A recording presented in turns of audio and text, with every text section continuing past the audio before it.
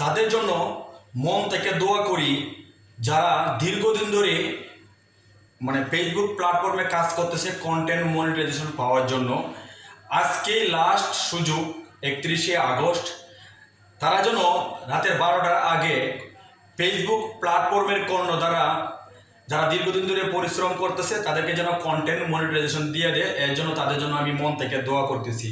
আর যারা নতুন তারা যেন 31শে আগস্টের পরে নতুন করে ফেসবুক প্ল্যাটফর্ম থেকে ফেসবুকের ঊর্ধ্বতন কর্মকর্তারা যে নিয়মকানুন দিয়ে সেই নিয়মকানুনের ক্রাইটেরিয়াম ফিল আপ করে অনলাইন প্ল্যাটফর্মে কাজ করে তারাও যেন পরবর্তীতে কন্টেন্ট মনিটাইজেশন পায় সেই দয় করি।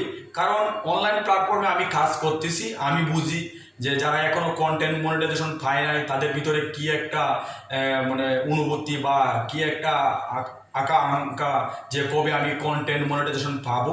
এর জন্য তাদের জন্য দোয়া করি এবং যারা কন্টেন্ট মনিটাইজেশন পাইছেন তারাও তাদের জন্য দোয়া করবেন, যারা এখনও পায় নাই তারা যেন আজকে রাতের 12টার আগে ফেসবুক প্ল্যাটফর্মের উপর লেভেলের কর্মকর্তারা তারা যেন দিয়ে দেয়।